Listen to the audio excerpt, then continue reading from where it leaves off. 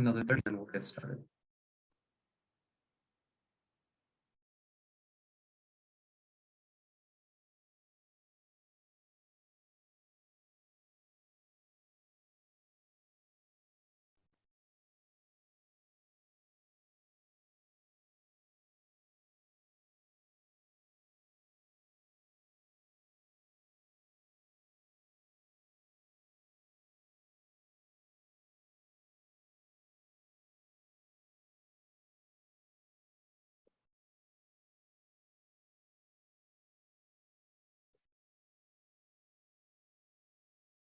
Good afternoon and welcome everyone. My name is Christopher Lee. I am on the APA Transportation Committee. Happy solstice everyone, and I want to welcome you to our event today. The APA New York Metro Transportation Committee is happy to welcome everyone to this Pride Month event, Moving Through Queer Spaces, Safety, Travel, and Data Needs. We have an exciting lineup of speakers for you this afternoon. For today's event, we have applied for 1.5 CM credits, 1 credit of which will be fulfilled for the equity reporting requirement that is still pending, but we're hoping to get that approved shortly. This event will further the interests of AICP and equity by examining some of the issues facing a historically overlooked population as related to transportation and planning. The presentation and discussion will look at how centering queer populations in the planning process highlights specifically how queer populations form neighborhoods of affinity that result in travel patterns particular to this community due to unique considerations of safety and divisions of labor, for example, from traditional gender roles, both paid and unpaid labor, etc. And generally, how queer neighborhoods relate to or differ from other minority enclaves, resulting in similar or differing travel patterns, implications for environmental impact, and how issues of gender and sexuality do not always align in expected ways. By contributing time and effort to one group of underrepresented communities with unique needs, this event hopes to further cultural competency and change how planners think about and support inclusive communities. Now, before passing it along to our moderator, Barrett Lane, our MC as well, I'll quickly go over some housekeeping. Everyone should be on mute to start off with, and we ask that our panelists have their cameras on, and everyone else, if your camera is accidentally turned on when you joined, please go ahead and turn that off. If during the event you have any questions or comments, please leave them in the chat for everyone to see. We will be monitoring that as the event goes along, and then we will relay those to our moderator when the Q&A comes up. As a reminder, today's event is being recorded and will be made available online at a later date. Our application for CM credits, as I mentioned, is still being reviewed, but look out for a follow-up email that will contain additional reference materials, self-test questions, a link to sign up to the APA New York Metro Transportation e-blast, and an opportunity to provide feedback on today's event. And with that, I'm happy to introduce our moderator for today's event, Barrett Lane, AICP. Barrett is a senior principal project manager and planning professional working for Amtrak in capital delivery and strategy, supporting Amtrak's 5-year capital program along the NEC, as well as a range of clients across the United States, including transit agencies, municipal, state government offices, statewide departments of transportation, municipal planning organizations, and real estate developers. Throughout his work, Barrett has led and managed teams that have prepared studies and transportation plans to recommend future infrastructure investments, including new construction and cost-saving alternatives in cities along the Northeast Corridor and in the Mid-Atlantic, the Midwest, and Bay Area. Prior to joining Amtrak, he was the chief of staff for WMATA's Office of Planning, where he oversaw and managed WMATA's on-call planning contract and portfolio, and previously a transportation planner both at AECOM and Gannett Fleming. Barrett holds a BS in Urban and Regional Studies with a minor in Architecture from Cornell and a Master of City and Regional Planning with a concentration in Urban Design from the University of Pennsylvania. Barrett is a certified planner from the AICP and currently serves as Vice Chair of the American Planning Association's LGBTQ+ and Planning Committee. Barrett Lane, if you please. Well, thank you, Chris, for that introduction, and thank you all for attending today's panel discussion. We are delighted to have you all with us here today, and we're very excited to commence today's program. We've lined up a fantastic panel of experts who are ready to share their views on transportation through a queer lens, as well as the challenges that we as planners face in identifying queer riders and travel pattern behaviors, and what the most important issues are to this particular ridership cohort. In addition, we also have a short presentation about LGBTQ travel patterns and behavior, including current trends and practices by Dr. Michael Smart. With that, I'll take a moment to briefly introduce our panelists here today before handing it over to Dr. Smart for his presentation. First up, we have Dr. Nicholas Klein. Dr. Klein is the current Director of Undergraduate Studies and an Assistant Professor of City and Regional Planning at Cornell. His research contributes to two central areas of transportation planning: understanding the factors that influence how people travel on a daily basis and how these changes play out over the course of their lives. His work focuses on marginalized populations in neighborhoods that use transit, walking, and biking at high rates. By studying factors that influence how people in these communities travel on a daily basis and how their travel evolves over many years, his work offers new perspectives for planners, policymakers, and researchers on issues of equity and sustainability in transportation. Next, we have Nick Puchkowski. Nick is a graduate research and teaching assistant at Portland State University's College of Urban and Public Affairs, and he's also a transit operator with Portland's TriMet transit system. He is also a current urban studies PhD candidate and has served as past president of Students in Transportation Engineering and Planning, which is Portland State University's transportation student group. He's also worked as a teaching assistant and research assistant at the Chinese University of Hong Kong. And Nick's research specializes in transportation equity, focusing on mobility justice, transgender mobility, queer mobility, gender disparities, and marginalized communities. He earned his master's degree in community and regional planning from the University of New Orleans. And finally, we have Dr. Michael Smart. Dr. Smart is an associate professor of urban planning at the Edward J. Bloustein School of Planning and Public Policy at Rutgers, where he directs Bloustein School's PhD program in planning and public policy.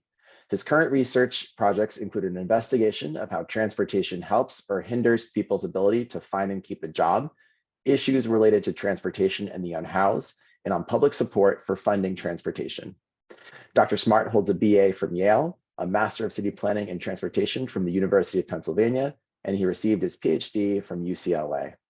And with that, I'll turn the program over to Dr. Smart for his short presentation. Michael, the floor is yours. Thank you so much, Barrett. And thanks to everyone for organizing this. I'm really super happy that we have a forum to talk about this topic. All right, so bear with me while I share my screen.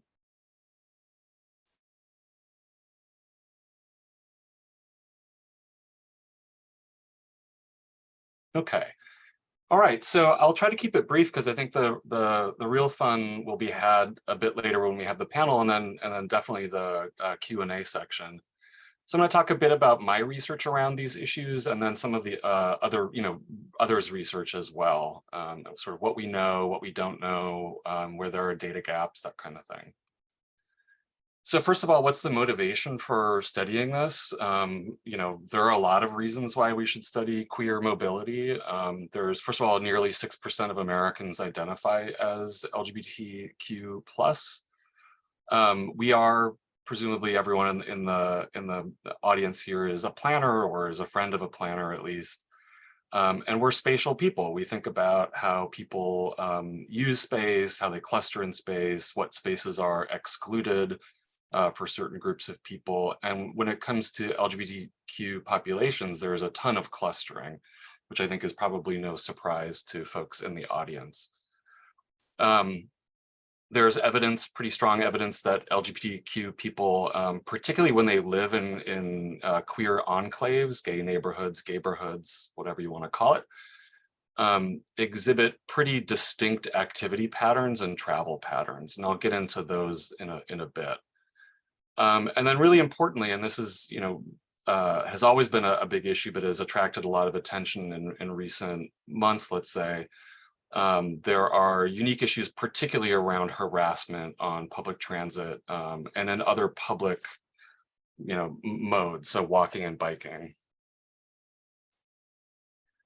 So some quick understanding of gay and lesbian neighborhoods. Most of these data come from, which I'll talk about in a second. We have good data on partnered same-sex couples. We don't have good data on anyone else in the queer community, really. So just keep that in mind as I talk through this. Gay and lesbian couples are overrepresented in dense urban cores with older housing stock, so at about twice the average national density, and a much higher percentage of the built environment is pre-World War II. So these are walkable and transit-friendly places. They have, I don't remember the figures off the top of my head, but considerably higher access to public transit. They can reach more jobs and destinations on transit than other folks can. And these neighborhoods are also much more mixed use. And this is particularly true when we looked at, in a study that I'll talk about in a second, when we talked about rental properties where gay and lesbian couples live when they live in a rental property. Over time, there has been some dispersion, particularly for gay and lesbian homeowners. The settlement patterns of gay and lesbian couples once they buy a home tend to be a bit more dispersed, though we have in recent years seen a bit of a contraction of that as well, so a reclustering in space. And that follows nicely with, not nicely, it follows closely along with the general expansion and then contraction of the housing market in recent decades. There's a lot of concern, I think well-founded concern, around gentrification and displacement in traditional gay and lesbian enclaves. This has been for as long as I've sort of been in New York City, which is quite a long time now, since the 1990s. This has always been a big narrative in the city, and I think that it's a big narrative because it's true that there's increasing pressure in traditional neighborhoods, traditional gay and lesbian neighborhoods. There's increasing housing market pressures that are at this point sort of ensuring that these neighborhoods are characterized by high income people and with a high proportion of people who are gay and lesbian, but having lost a lot of the economic diversity that characterized them in previous generations. So some work that I did actually with Nick Klein, who's on the panel, we looked a lot at gay and lesbian neighborhoods and what, tried to think about what it is about these neighborhoods that lead to people traveling considerably shorter distances, particularly for gay and lesbian people. And in planning, we typically start with an understanding of the neighborhood, or in transportation planning at least, that's reflected in this slide here. So this is Clarence Perry's neighborhood unit. And he didn't come up with the idea, obviously, but it sort of nicely encapsulates the idea of how we think of neighborhoods, which is a dense clustering of amenities that are kind of centralized around a central place. And it's really about the built environment. That's sort of how we, if you run up to somebody who's a planner and say, what's a neighborhood? They'll probably start talking about the built environment. We know, and I don't want to say everyone thinks that way. I'm sure some of you think other ways about neighborhoods. In other fields, neighborhoods are thought about principally as social networks, right? And so, geographers, sometimes certainly sociologists, other kind of scholar groups think about neighborhoods as connections between people, and this is something that I think has over time has kind of diminished in how we as planners think about neighborhoods. And I think for today's topic, this is especially important to recenter the connections between people when we talk about neighborhoods and neighborhood effects on travel. So in our research, we try to conceptually merge these two things. Certainly the built environment is very important. There's a tremendous amount of research that suggests that's true. Under-researched is the sort of social dimension of a neighborhood and what effect that has on travel patterns. And so we've made a few forays into this area of research. There's not great data to really investigate it. So we've made, like I said, forays into it. A case study I did quite a while ago now was looking at Dallas-Fort Worth. We happened to have really good data there. Somebody had collected a tremendous amount of data about real estate listings that were targeting, that were in, gay and lesbian newspapers, posted on gay and lesbian message boards and things like that. And so we mapped these real estate advertisements that appeared in these different fora, and found a ton of clustering in the CBD, very mixed use neighborhoods, very transit rich for the area, very walkable. And then over time, particularly with the housing bubble, there is a great dispersion, particularly among homeowners throughout the region, and then a reconcentration during the housing crisis. And if I've set this up right, you'll see a quick video of what this looks like.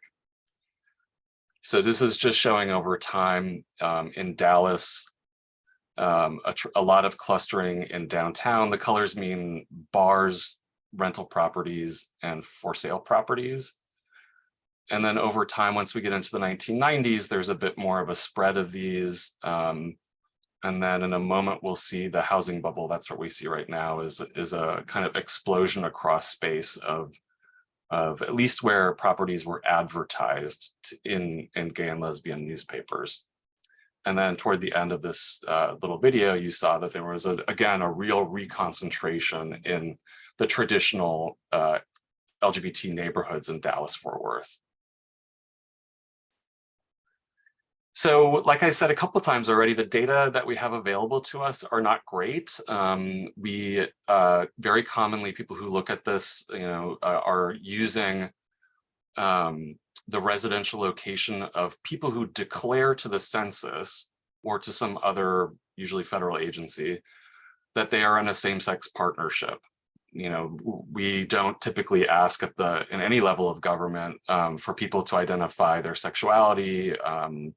Their gender identity is typically a binary. There's all kinds of things about the data that are collected regularly by government that don't make them useful for a lot of the research that we want to do.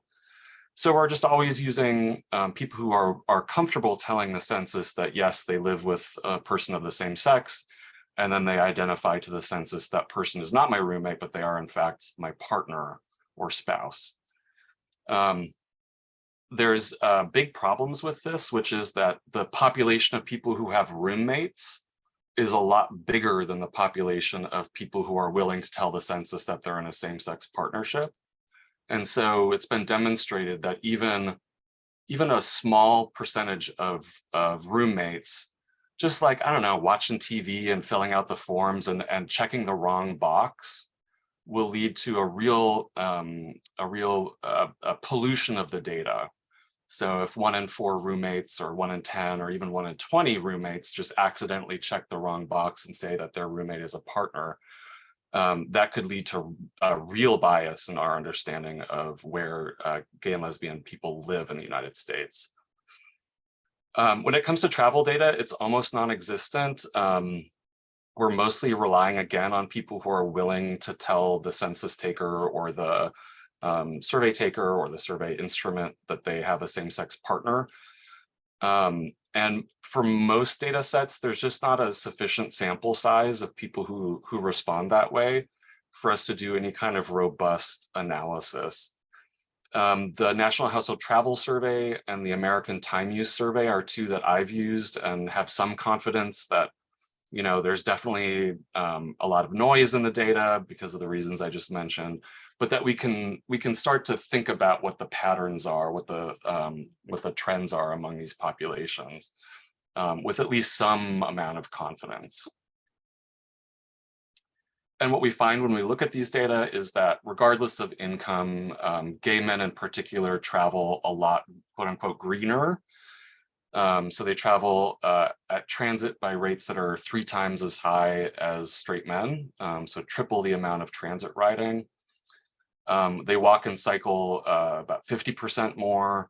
And all of this is after controlling for kind of everything that I could think of, right? So location characteristics, the age, their income, and so forth.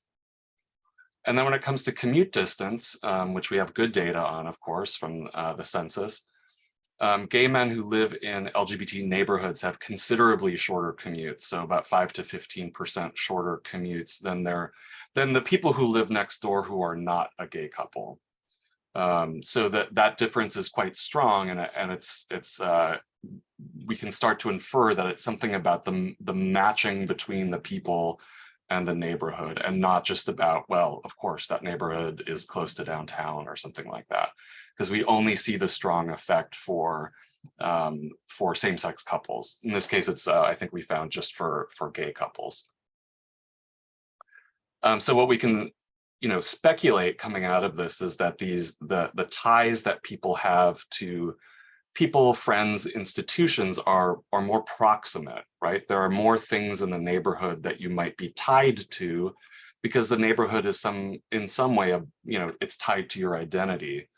And so we know that a lot of jobs people get through social connections, and there are shopping implications, recreation implications, or all these implications for destination choice, where being in a neighborhood that's sort of about you in some way, and perhaps where other neighborhoods are hostile toward you, that leads to closer travel patterns. And we see this also in other sort of similar populations. So I did a bunch of work prior to this on immigrant enclaves, where we see very similar patterns.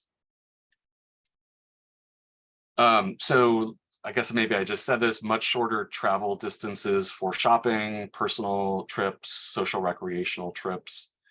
And then, as Chris mentioned at the beginning, there's good evidence from some research that we've done that the household serving travel, which among heterosexual couples tends to be highly skewed toward the woman doing a lot of the schlepping and shopping and dry cleaning, picking upping, and all that kind of stuff. That this is much more evenly distributed between two partners when it's a same-sex couple, which has big implications for work location and sort of time budget and all kinds of things. So I'm going to want to be conscious of the time here, so I'm going to kind of breeze through this a bit. We see this is as the neighborhood becomes more characterized by same-sex couples, that we do see some differences between, that straight men travel shorter distances. That's because these neighborhoods tend to be closer to downtown and things like that. For women, I guess I didn't say this earlier, but there's a bit of a caveat here where there's a sample size issue when it comes to lesbian couples. And so we're not super confident about the results here. But as I mentioned earlier, the effect really shows up for gay men living in neighborhoods that are characterized by having a lot of neighbors who are gay men. This is for non-work trips, and then I'll just get to the results here. This is for work-related trips, so much stronger effects for gay men. So there's evidence from the NHTS, twice as much walking, 8 times as much transit usage, which is still not that much transit usage, right? It's, instead of 1%, it's 8%, which is both big and small, right? And much less driving. Okay, so the safety issues I want to definitely touch on, because it's a really, it's a very important topic, and really it's very present today in the media and in sort of our conversations that we all are having probably. It's well documented both in journalism and in sort of academic research that there is a real crisis in safety around queer mobility, particularly when it comes to public modes, public transit, walking, and biking. Though it's not absent from driving, right? So the experience of people in parking garages and things like that, that's part of driving, of course, and can be a very unsafe experience as well. So much more frequent harassment. A lot of it is very clearly documented as being targeted based on somebody's sexual gender identity, their sexuality, perceived sexuality. So it's often accompanied with these slurs that you see on the screen there, right? Okay, I want to make sure we get to have a really fun conversation. So I'm concluding with certainly not talking about everything I could talk about. So you can ask me all kinds of questions.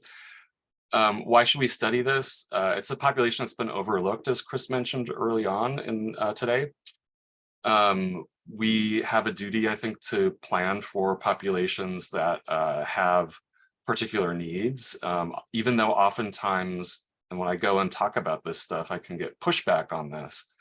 Oftentimes it can be very uncomfortable for a public agency in particular to admit that there has to be something, that there should be something different when planning for gay and lesbian people, right? That there's a kind of high modernist universalist approach to planning where we don't, we're not supposed to really focus on these issues. That's changing, but I think it's still present in the sort of upper echelons of planning. Learning from LGBT populations. So a lot of, my reasons for getting into this research were about sort of concerns for the population, things I've experienced or personal experiences, but I think there's a lot to learn as well from studying populations that travel in ways that are kind of socially desirable, right? And so what lessons can we learn from observing a group of people who tend to live in neighborhoods who that are sort of tied socially, close knit socially. Increasing safety and the awareness, just the awareness of the problem of queer mobilities and safety. And then I've been approached several times about, like, should we use this to improve our 4-step model? Is this something that we should be incorporating into our travel demand forecasting and so forth? And my answer is always something like, sure, I don't think it's the top of my priority list, but like, sure, we should definitely use it, right?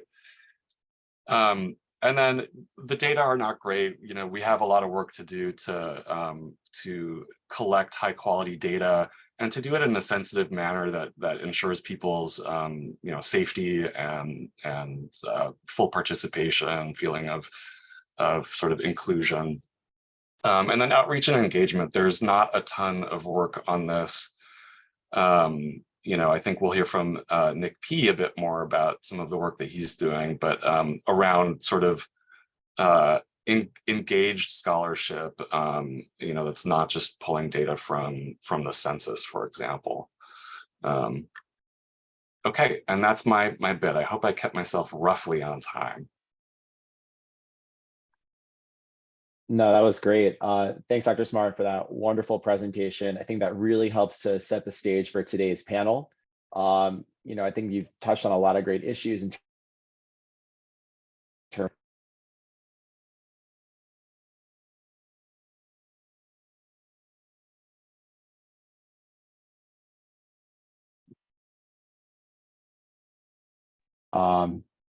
Yeah, that really sets us up well for today's discussion. Thinking about the effect that same-sex track neighborhoods have on work trips and non-work trips, and also just the availability in different types of data that we can look at to better understand and predict queer travel patterns. So we're looking forward to today's discussion to sort of dive into these a little bit more. We do have some questions here that we're going to be asking our panelists. And we're following our conversation today. We're going to leave about 20 minutes at the end to address some of your questions from the audience.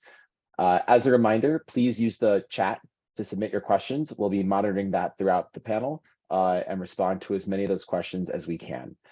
I think a good way to kick off this panel discussion and to start this dialogue between our 3 panelists here is to just throw out generally for the 3 folks in the room.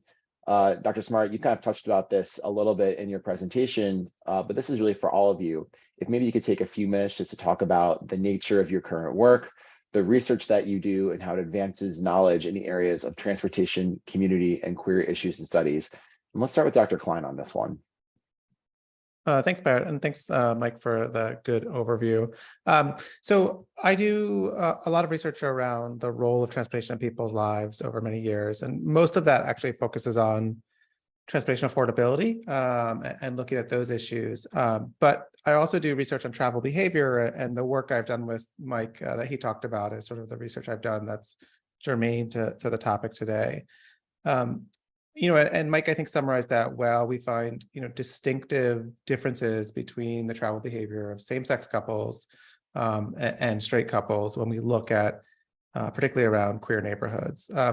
I think one thing that Mike and I were really shocked by was the dearth of research in this area, right? It's a topic that until 10 years ago was not, people were not publishing on. If you look in transportation journals, academic journals, is not discussed. I remember when we were presenting once at the Transportation Research Board conference, and we had a poster there, several people came up to talk to us specifically because of the topic and how novel it was to see it at that conference. And so I think I'm really happy to have this opportunity to have this discussion here, right, and talk about these issues. But I think it's surprising how niche of a topic it is within the transportation academia, right, and academic research. And I think a lot of that has to do with issues Mike talked about, which I know we'll talk about later, which is the lack of readily accessible data. Many of our colleagues tend to use publicly available data, and they do a really poor job of capturing queer populations, right? And as Mike really well articulated. And so because many people rely on those kinds of data or don't know how to ask these kinds of questions, right, to get at and identify these populations, and because there's a reliance on quantitative methods, I think that there's a long-standing dearth of research in this area. And I think that many transportation engineers and planners are not comfortable talking about these issues, right? And may not be comfortable thinking about sort of the social factors and influences that affect how we travel. One thing I think Mike really did a good job articulating is that, a lot of our peers are really fixated on the time and cost questions, the built environment, those aspects of travel and about the neighborhoods, and not really thinking about the social layer that is built on top of our neighborhoods and our transportation infrastructure, right? And so thinking about whether people are comfortable on transit is, a crucial question, right? And we'll have very different different implications for people who are trans or for women than it does for me, a cis white straight male. So I think it's really, I'm glad to have this opportunity to talk about it. But I think we'll talk more about all of these issues as we go forward. So I'll just keep it short there and pass it off maybe to Nick P. Thanks, Nick, and thanks, Mike, for that wonderful presentation.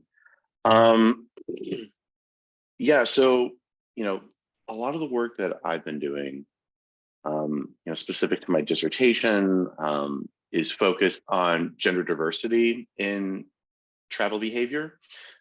There's very, very, few research projects even, or hard data alone on gender diversity and travel behavior or urban planning out there. So, as a junior academic, I felt that it was a really good place to get in and find a niche.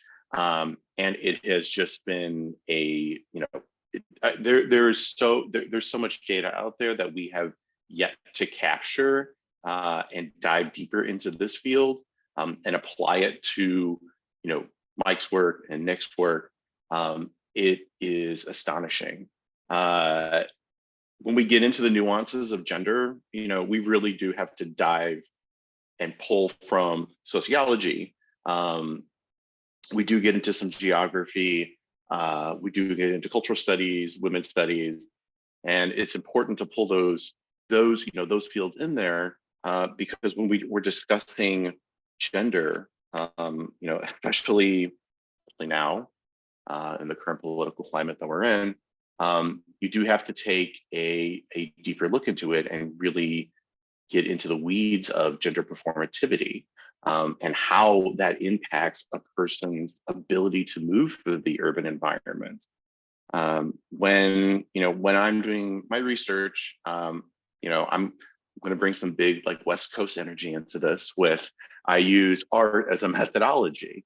So when we use art as a methodology to understand how a person makes travel behavior decisions, chooses their routes, chooses how they present themselves before walking out the door, having art as a way to make people feel comfortable and kind of lower that barrier of, researcher, data gatherer, and highly marginalized person, right? Highly marginalized communities, you allow people to be more vulnerable. So you are actually gaining better data, and the participant is able to trust you more. And with it, when I'm doing, when I'm doing these interviews, I'm talking with folks, they pour out all sorts of very personal events and traumatic events that happen to them. I just wanted, just real quick, so I can pass it off.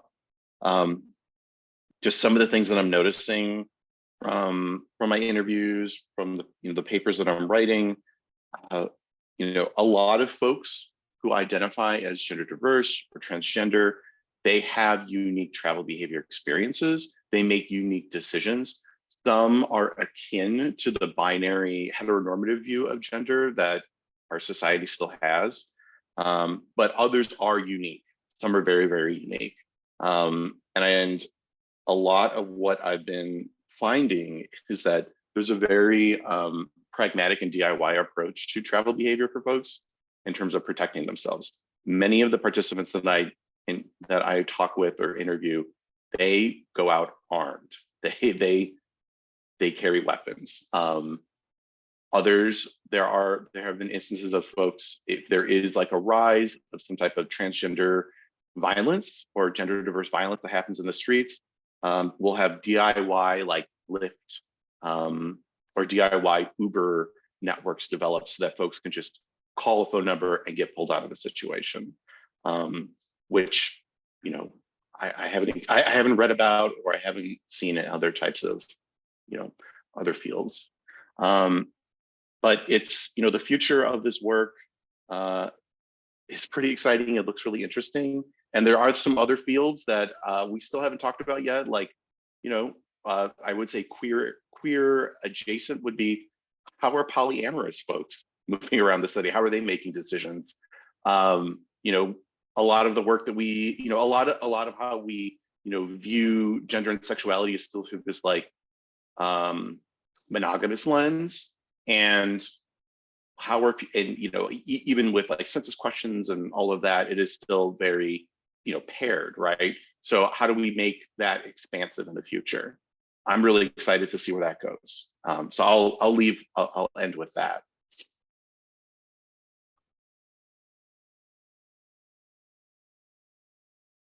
Thanks, Nick. So I think that, based on what we've been hearing, there's a lot of talk about that this is a really niche transportation. This is a really niche topic in transportation. There's safety issues. There's ways of thinking about how different folks are moving throughout the city, but also I think that might be particularly an impact of the different policies that are out there. What makes somebody feel comfortable when they're riding the bus or when they're going to different neighborhoods or how they move about. So I really want to dig into that a little bit more. So maybe we start with Dr. Smart to take this one. But maybe we can talk a little bit more about the different laws and policies that cities are implementing that might disproportionately impact or affect queer communities. And then what can we do as planners to advocate for those changes where it might help somebody feel safer when they're riding the bus or less threatened if they're on public transportation? Let me talk about that a little bit. I'm not sure if I'm the best person to respond to this. If anyone else wants to jump in on it, go right ahead. I mean, so from my perspective, the laws and policies that are in place actually aren't the most important bit of it. Like the problems that exist are violence and the threat of violence. And I don't know that that policies are going to do a whole lot to curb that. I think it is unfortunately not something that we can kind of legislate out of existence.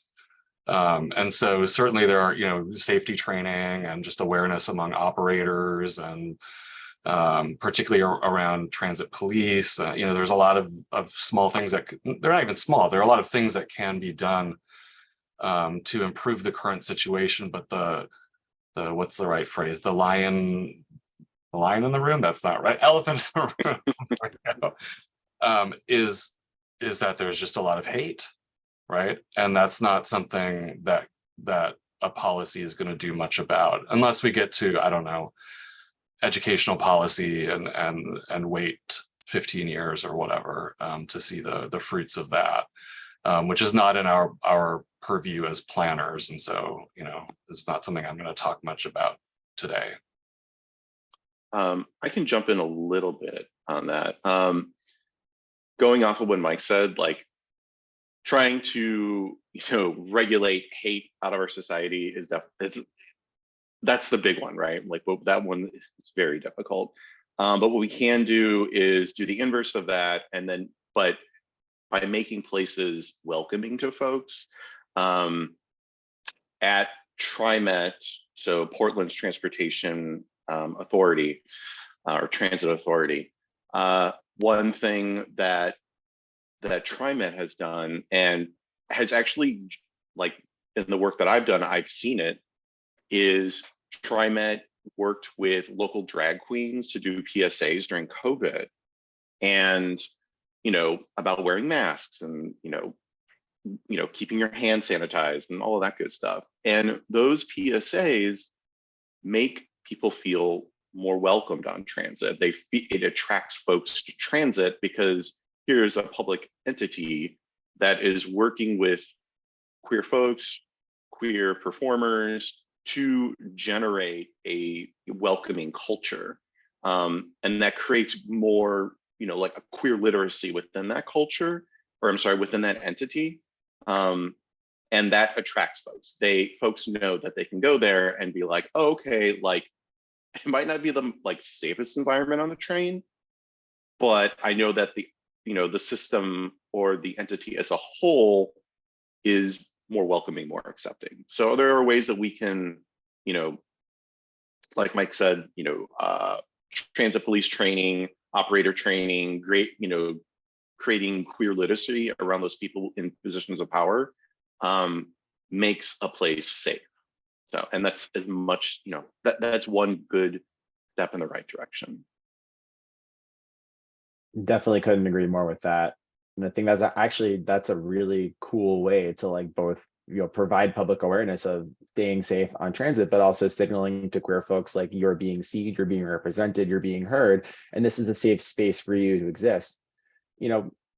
Continuing on that thought, Nick, are there other strategies that you are aware of or that you've done your research that show how planning for transportation can maybe cater to or signal to these communities that they are safe, that they're welcome? Maybe not just in Portland, but is there other systems in your research where you've been able to spotlight these underrepresented groups so they may feel better or their needs are better addressed while they're riding around on transportation?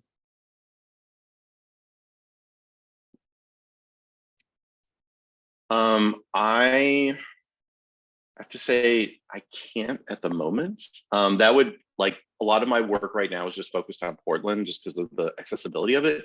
Because one issue, and a lot of this Mike talked about in his presentation is that, when it comes to queer communities, it is a smaller part of like the greater population. Again, this is like also age dependent as well as because what we're seeing is like with Gen Z folks, I've heard some stats. I can't remember the source right now, but it is something like in the teens to 20% almost of folks that identify as queer of some variety.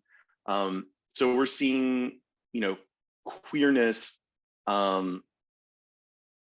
grow in society just because of the acceptance as a whole. And I would say that as spatial scholars, we understand that the nuances of a specific space, so like a city, create unique data, and we would need to dig into it and really investigate and work with a community at a specific scope or level, like a citywide or neighborhood wide, to like understand what's going on with people. So yeah, if anyone has a grant where they want that they want me to go in and work with folks at the city level, please let me know. Yeah, I wouldn't. Yeah, it just creates. You just need more investigation and understanding a specific local culture to really, before like you start making, like before you start trying to create like universal truths or generalizations. It just takes a bit more time, and we just don't have the data yet, and it's out there. We just gotta get it. I mean, I hope that was not a dodge. That it's just, yeah, it's just hard. It's just hard to do research. If I could jump in on this, I think I'll be very brief. So the use of signaling and symbols, it wasn't clear to me throughout my history of being gay that it was that important to me. When I would see, a transit agency or a coffee shop or whatever put up a pride flag, I was sort of cynical and thought like, oh, they're trying to get my dollar, whatever.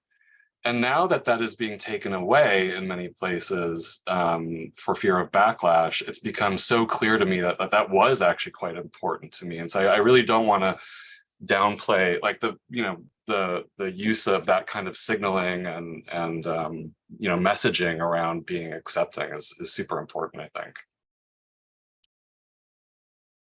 Yeah, I mean, like here in DC, we've been a very accepting community for a long time now, and I feel like we've kind of taken a lot of the rainbow flags here for granted, especially when they come up during Pride, because we just accept that as part of the community. But especially with the political climate and the context of businesses and entities, both in planning and non-planning related, where they take down the rainbows in fear of their worker safety and their backlash to folks who are not as comfortable with the queer community being existing, having those entities continue to display their symbols of pride and acceptance, makes me feel better. It makes me feel like we're going to stand with you even when things get uncomfortable and things don't necessarily shift in the direction that we necessarily want them to move into. So I think the signaling part, and as we mentioned here, is really important to helping people feel safe and helping people feel accepted as part of the community. I want to shift the conversation a little bit now, because we've also talked a lot about availabilities of data and trying to find meaningful data that can help with this research. So this question is actually for Dr. Klein. So in your research, Dr. Klein, what are some of the best ways that we can classify, name, or understand these different communities, so that way we can get the adequate representation that we need as planners to help make decisions, and also be able to get analytically meaningful data to back those up? So this is a great question.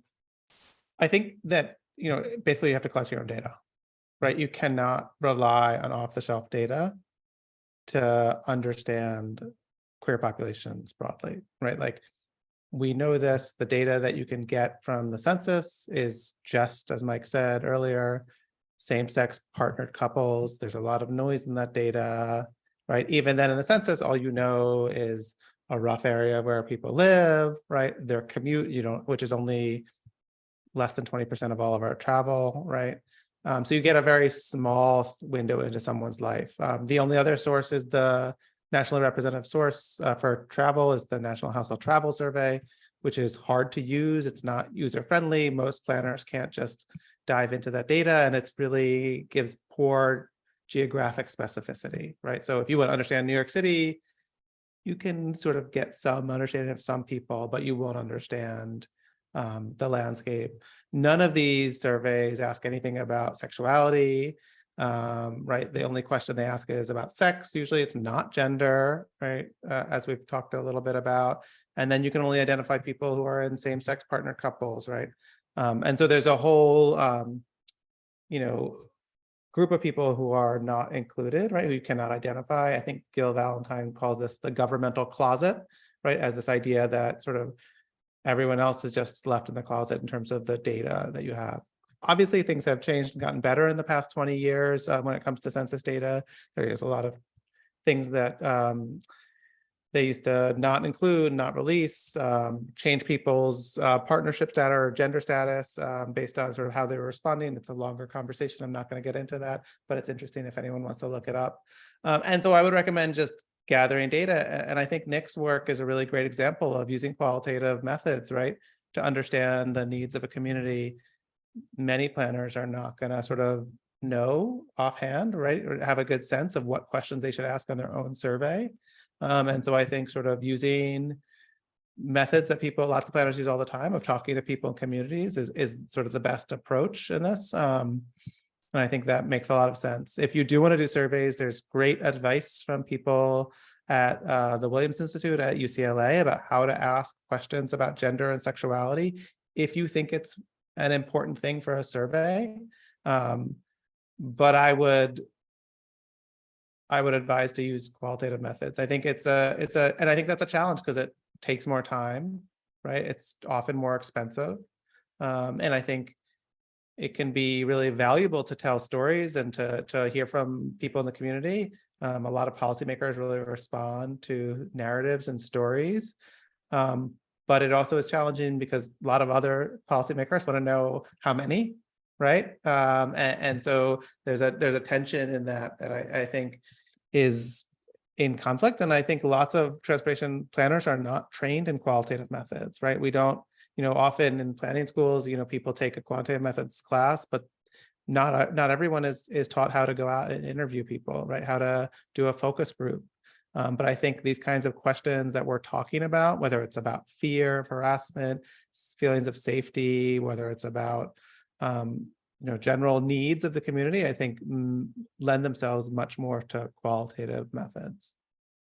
So do you have any examples in your research of like where these more qualitative methods or not using necessarily off-the-shelf data has given you as a researcher and as an expert a better sense of what the community is, what their needs are, and has led to sort of any aha moments that has helped you better understand how to help them in terms of providing a better experience on public transportation or within cities? Yeah, I mean, I can talk about my own experience, but I think it's, I think Nick's experience and other people at Portland State, his colleague Amy Lubitow, have done great work on trans and gender diverse communities and their travel experiences. I think one thing the benefit of qualitative methods is you can often learn things you didn't expect, right? And so you might go in thinking that people's needs are transit affordability, and then you find out actually, it's harassment on the bus. So I'll turn it over to Nick or Mike to give better examples.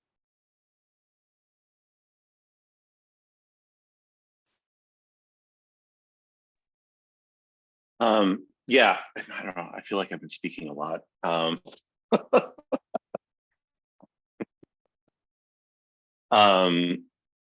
Yeah.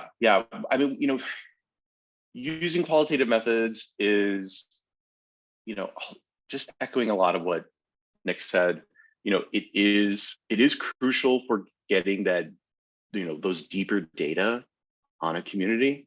But it is more, it's not very cost effective, right? I mean, depending on how you frame, the effect, like cost effectivity,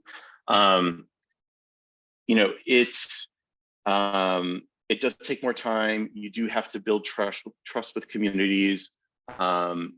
It can sometimes be difficult to, especially when it comes to working with policymakers, when you're working with stakeholders and people in positions of power who kind of pull the levers and strings in the city.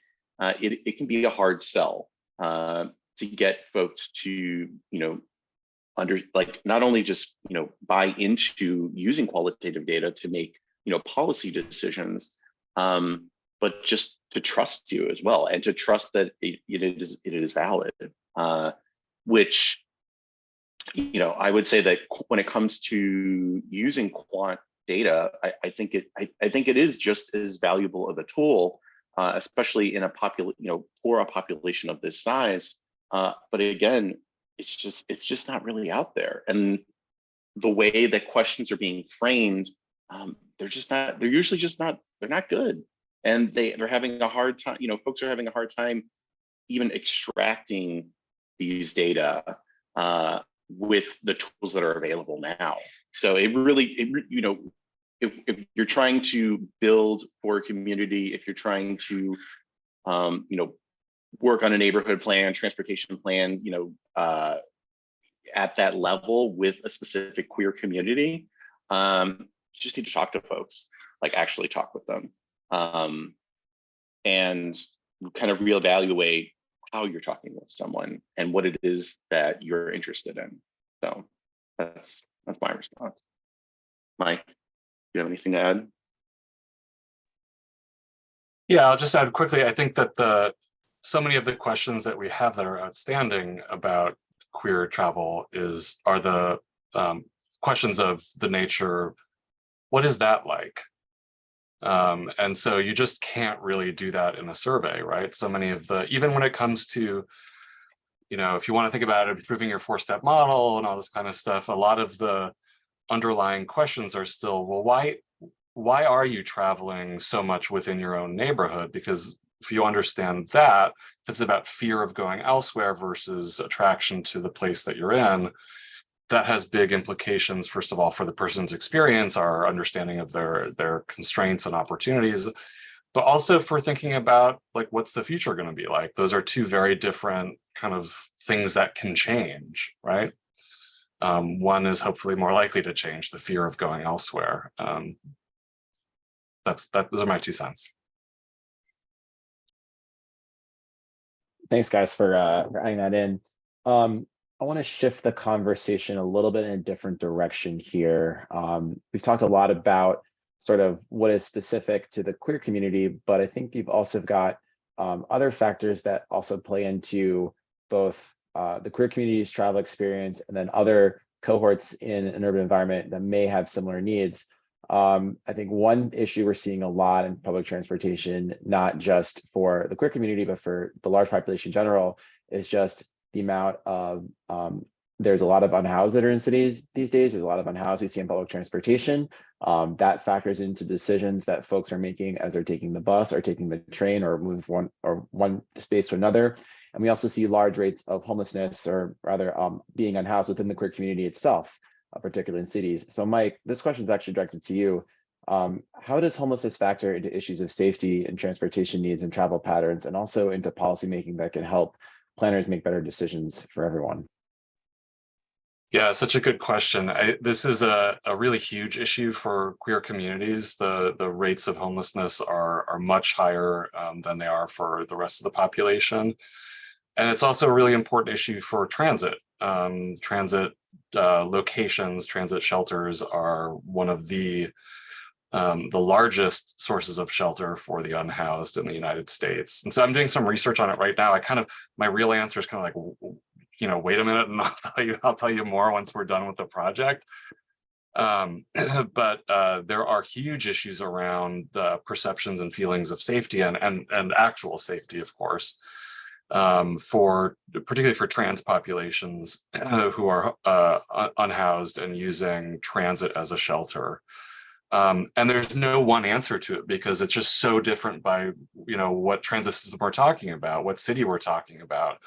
In some places, I suspect that being on transit, depending on where you are, what type of vehicle it is the operator in sight, could feel either safer than other places where you might shelter, or could feel less safe than other places that you might shelter.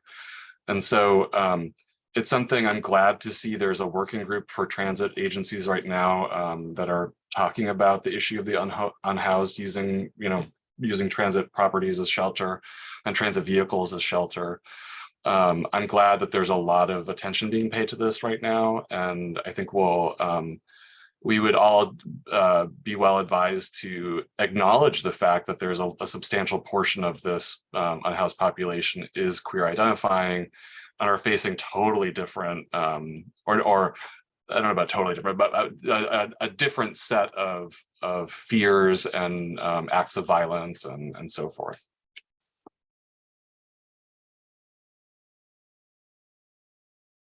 Thanks, Dr. Smart. Yeah, definitely a lot of things to think about in terms of, I feel like we are thinking a lot about certain specific groups of within the LGBT spectrum that are riding transit, but often we overlook this cohort, this population. So it's really important to consider that, both for their needs, for the rest of the city's needs. One other group that also gets a lot of, or where their needs are very similar to those of the gay population or the LGBT population, are those that are Black, Indigenous, and people of color. So maybe this is a question for everyone here. What are some of the intersections that both the LGBTQ spectrum and the Black, Indigenous, people of color spectrum face in terms of riding on public transportation, feeling safe, making journey decisions? And then what are some of the key differences that both of these groups face? And anyone here can take this a stab.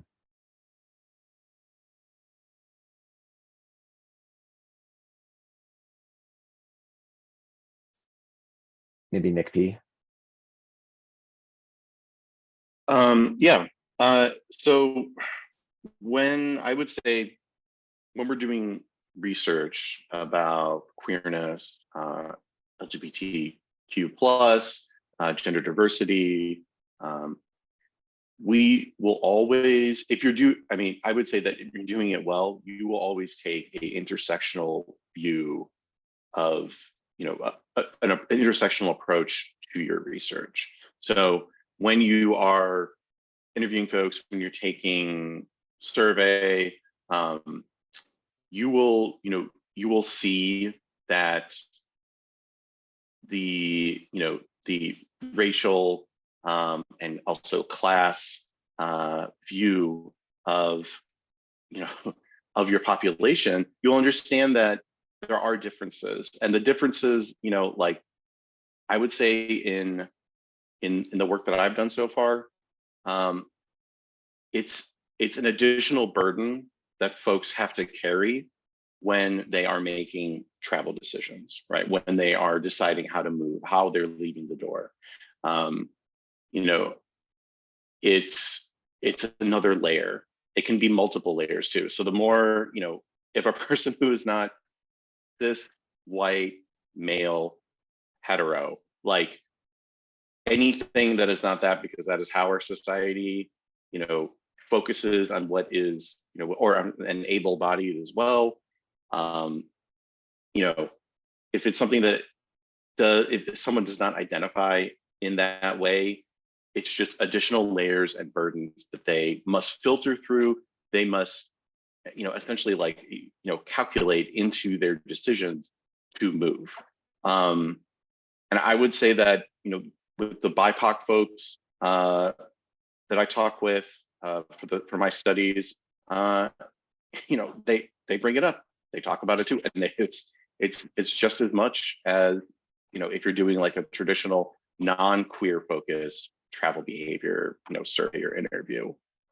It's just another step for a lot of people. That's been my experience. Yeah, if I can just jump in to add on to sort of, I want to echo what Nick said, but also, I think this is a great example, right? All the conversations we're having of topics that are often not taught in planning or transit, education, right? These don't come up in many engineering curriculums. They don't come up that often in many planning curriculums around transportation. And so I think it's really, useful to think, or, we have to think about how we can push to have all of these issues included in transportation curriculums, right? Whether it's in planning or engineering or in training programs on the job, right? A lot of people at transit agencies move up the ranks from operators to be system planners and general managers, or different avenues and paths there. And I think a lot of things that we're talking about are often thought of as secondary to the type of work people are doing.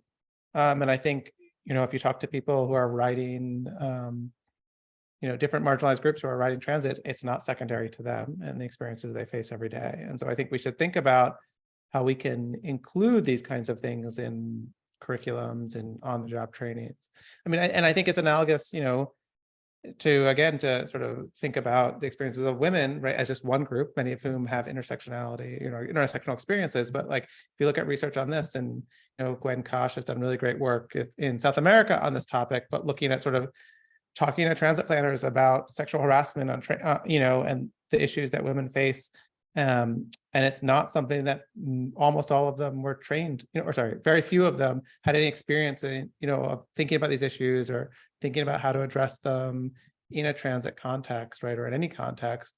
They sort of are on the job thinking about the scheduling and not these issues of sort of harassment. And that's true for all the populations we're talking about.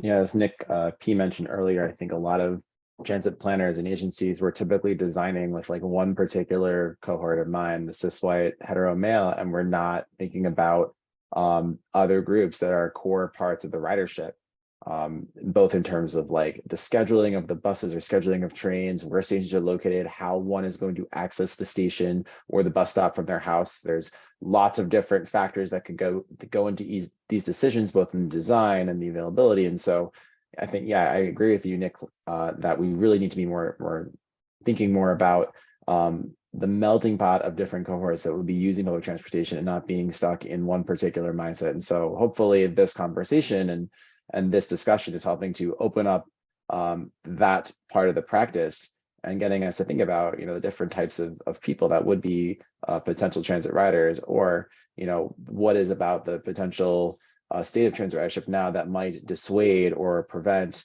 or not make it as attractive to other groups aside from the typical one set that we're thinking about doing design. I want to shift Eric, back a real little. quick. Yeah, I just want to jump in and add one more thing to this. absolutely. As like post-COVID, we are seeing a large shift in transit specifically, and how we've, the commuter mindset has diminished substantially. Work from home, just different ways of working. So I think as the goal and the objective of transit agencies and transportation planning begin to shift away from a focus of commuting downtown towards, just providing service, right? It shifts the way that we think about movement and transit as a whole as more of providing access and giving giving communities and people the ability to move more and more freely. And I think that will shift in the next, I'm hoping in the next decade, of how we approach transit and how it is more of, not just focusing on 9-to-5 office workers going downtown, but how do we make our daily trips? How do we make trips throughout the city throughout the day? And I think that is going to force us more to think more about equity in the future. That's just my, how I see things going in the future. But who knows? We could have another pandemic right around the corner. Yeah, it's kind of looking at public transit as an urban lifestyle vehicle and not necessarily as the train or bus that takes you to your job and back. And I feel like it's probably preaching to the choir here, but a lot of the later systems that we've built are all developed on the hub and spoke model, where you're coming in from the suburbs, going downtown and going out. And really, if we were to realign these transit networks to connect more places within the city and not just from an outer to an inner, it could help foster that kind of model. And I agree with you that, I think remote work is going to be a continual part of the landscape. I don't think it's going to be the end all be all forever. Without remote work is great in some capacity. I think it also has devastating effects on city centers and urban cores, but that's a whole nother conversation we can talk about at a later time. But definitely something to think about, as we plan for these networks in the future. I want to shift a little bit back into the data side of this conversation and throw it over to Mike. I think for folks on the phone and for folks on the call, they might want to know about, what are some of the available resources that you've seen in your research where you can get these certain characteristic data on the travel patterns of LGBTQ households. We've mentioned during this conversation that the census, the American Community Survey, those aren't necessarily the best resources to go to. So what are some other ways that you can get that data to give you the better picture of who's running transit and where it's serving? Those are the sources, and they're not great. And we've said, various people have said today, collecting your own data is really the way to go if you're taking this seriously and you have sort of complicated questions, and it's not just sort of an addition to a new column in a table that you're doing because whatever. If you're really taking it seriously, then you do need to collect your own data, because we know that the publicly available data are not great. If you want to do sort of a scan or a quick check about like how are queer people traveling in my region, you can certainly use the census for the journey to work. Or if you're in a giant region like New York City, as Nick Klein said, you can maybe use the NHTS and find a big enough sample of same-sex partnered households to start to think about travel, in your region for queer populations. With all the caveats that we've all said about how problematic rather the data are.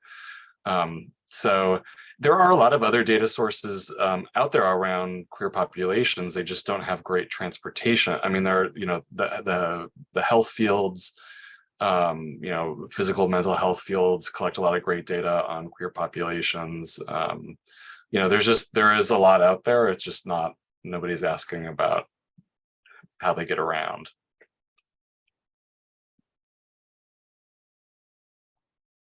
Thank you for clarifying that. We're almost at about 20 minutes left, so I want to leave with one question for everyone before we throw it over to our audience for a Q&A. So this is for everyone here. Where do you guys, in terms of thinking about the future and what's next, where do we see this research heading towards? What areas should we be focusing on? Where should other planners, both who are LGBTQ identifying and non-LGBTQ identifying, be focusing their attention as we think about this cohort and what their needs are going to be in later years? Maybe start with Dr. Klein on this one. I don't know that I have a great answer, but I think I can sort of point to some areas where I think there's a lot of, I don't want to say opportunities, but needs for research, right? So I think questions about the experiences of trans and gender diverse communities are really crucial. And I think we can think about that both in the daily experiences like Nick is doing about people on transit or people just traveling more generally. But I also think we need to sort of take a bigger picture. Mike Smart and I were texting this morning about a recent Data for Progress survey about trans people and people with families who have trans family members, right? And there are a lot bigger picture mobility. And it's a really worrying and upsetting survey just of how many people are considering moving out of states where legislations are making it hard to live, where people are being persecuted for how they live. And I think those are travel issues, right? That's about mobility and the bigger sense of where people live and where they're going. And I think that's not the kind of thing that lots of transit planners think about on a daily basis, right? But if you are thinking about moving from Florida to somewhere else, right? Like that's a huge issue. And I think those are really big questions for people's lives. And I haven't seen work on that yet, which is, understandable. I think it's really hard work to do emotionally, like Nick was talking about, sort of doing this kind of research is hard. And I think that's an area. I also think, really boring past research on just like figuring out like how to ask questions about gender identity and sexuality, and pushing to have those questions included in more surveys are really important.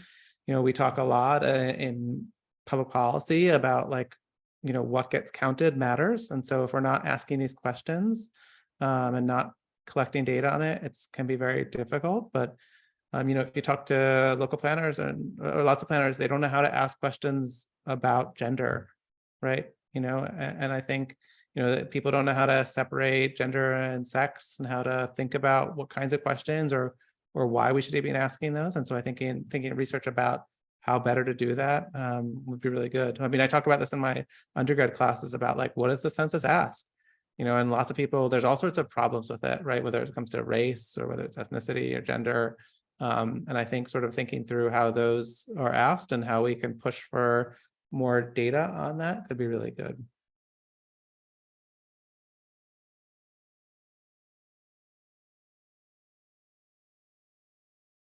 Well, I should unmute my microphone first. What about you, Nick P? I'll just echo what Nick said. Just asking better questions. How can we move forward with, better surveys, better data collection instruments? That's really going to be crucial in the next coming years. And also allowing, like I would even say just creating space and allowing space for these discussions to happen, and like having gender and sexuality be a part of the conversation when it comes to planning, when it comes to transportation, and understanding that although that it is a crucial identifier and it is a part of our, our greater society and our neighborhood society and culture, that is important, and it's okay to talk about these, these topics. and it's crucial to make us better planners, better transportation providers. So I would say just bringing it up more, even in casual conversation, all the way up to, you know, obviously like academic research, but also at work too, and not having fear that it is the uncomfortable thing to talk about when it comes to, you know, if a consultant is tasked with developing a survey instrument for a project, that it's okay to throw those questions in there, and to support and advocate for the value of those types of questions.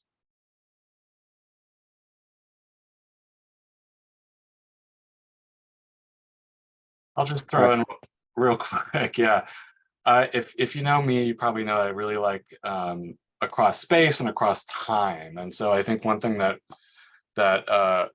we can't really accomplish unless we have a tremendous amount of money is the across time part with interviews and other sort of qualitative. So I would love to be able to see some of our traditional panel data sets and longitudinal data sets like the census, the NHTS, transit operators, customer satisfaction databases, like all of that.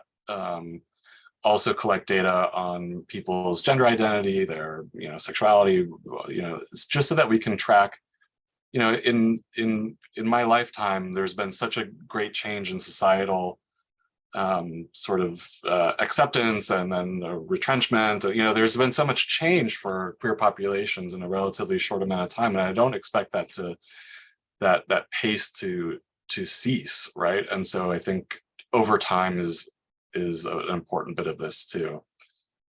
And that's it. Well, thanks, Dr. Smart. And thank you again, Dr. Klein and Nick P. Really wonderful discussion here today. I think we've learned a lot about sort of the availability of data, sort of the challenges that we face in terms of gathering that data, the different safety concerns we have about LGBTQ folks riding transportation, thinking about what defines neighborhoods, thinking about all of these different issues that exist in terms of the planning of our infrastructure and travel patterns. So really helpful to have that out in the open, and to really think about, where this can take the practice and what else is missing and what we need to think about. I didn't even think about the fact that with all of the laws that are being passed in states and those downstream impacts on cities and potential ridership markets, how that might impact more ridership in markets where transgender folks are more accepting, or there's more acceptance of transgender folks and transgender populations versus markets where they may not be as welcome. So definitely lots of things to think about in terms of where this is heading. We do have one question from the audience that I want to bring into the chat. And as a reminder, we do have about 10 minutes left. So for those in the audience, if you do have any questions for our panel, now is the time to plop it in the chat and we'll get that out. One question from the audience: I'm curious if there's any knowledge in the panel about bridging the mobility gap between transit lines and walking. Any insights into micromobility patterns like folks using biking, scooters, etc.? Anyone here want to take a stab at that?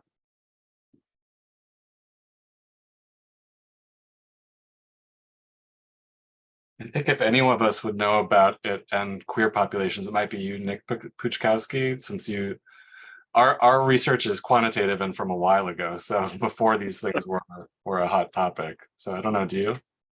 I guess for George, is this specific for queer and gender diverse populations, or just in general? Yes. Yes. Okay. I would say that I don't know. I haven't done any work. I mean, I've done work on micromobility, but the focus, the scope wasn't really discussing gender specifically. It was more general, and it was about at the beginning, at the introduction of publicly accessible electric scooters. So I don't have any, there is some about, again, very heteronormative views of gender and the differences there of micromobility use. And I would say that that would bridge that would kind of go along lines of like further or previous bicycle specific research of, like more femme folks are, prefer more bicycle infrastructure to ride a bike in a street, and it's kind of being mirrored in other types of this newer micromobility of electric scooters. But I haven't like dove deep enough yet into micromobility work in regards to gender use yet. I mean, I'll just quickly jump in and say, I mean, so some of the the mode choice work that Mike and I did a while back, we found significant differences in the rates of using biking and walking for male same-sex couples, right? And I think we would expect, based on that research plus where a lot of these services are operating, that it would make a lot of sense that, based on the spatial nature and the distances people are traveling and the availability of these services, that particularly gay men would be more likely to use them based just on the geographies. But I haven't seen any research on this at all. I think there's, I'll just throw in real quick. I think there's an interesting research question that could come from this, where, we've heard, this is just anecdotally, but I think Nick, you were with us when we were talking about this, Nick K. The use of bicycles instead of walking from the bus because of the perceived increased safety of doing so. And this was not for queer populations, this was for people working for cash. So the perception, like, everyone knows I'm walking home from the bus and I work for cash and I can get jumped, so therefore I use a bicycle. And so I think that's an interesting research question around this too, is do people perceive it actually as, do queer people perceive this as safer? Definitely. We have one more question from the audience from Michaela J. Do you have any recommendations for young entry-level queer planners working at the sort of bottom of the hierarchy who would like to impact positive change, especially in an older / less accepting state?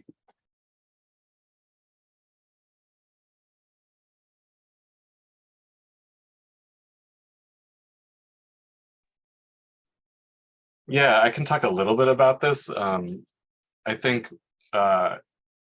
my advice for students who go and work in environments that are, perhaps more conservative than what they would, want, or more resistant to some of their ideas, is that, the nature of it is you have to take it a bit slow and you have to find allies, and that you can think, I really hate when people say this, you can think outside the box. And we alluded to this earlier, that there are sort of natural allies in terms of other folks who experience discrimination, or who think about, before they leave the house, how should I get around? What about my safety? And can be approached not on maybe not the first thing you say is, I want to do some work or some modeling or whatever around queer populations, but around people who experience discrimination or harassment on transit. And that could be a way to sort of start the conversation for other sort of natural allies.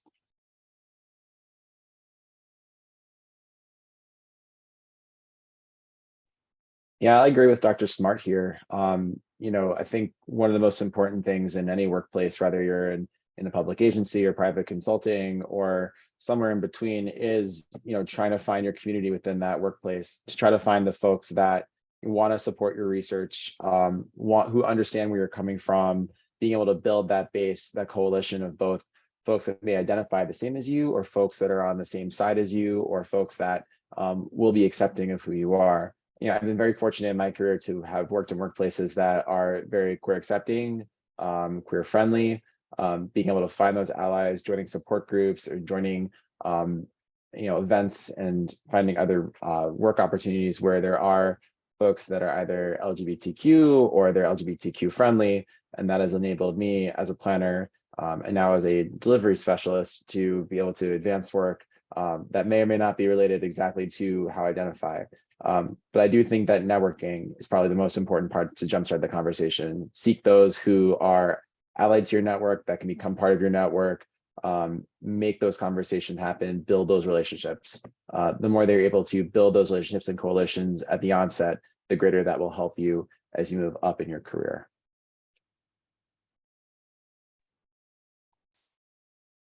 Any other questions from our audience?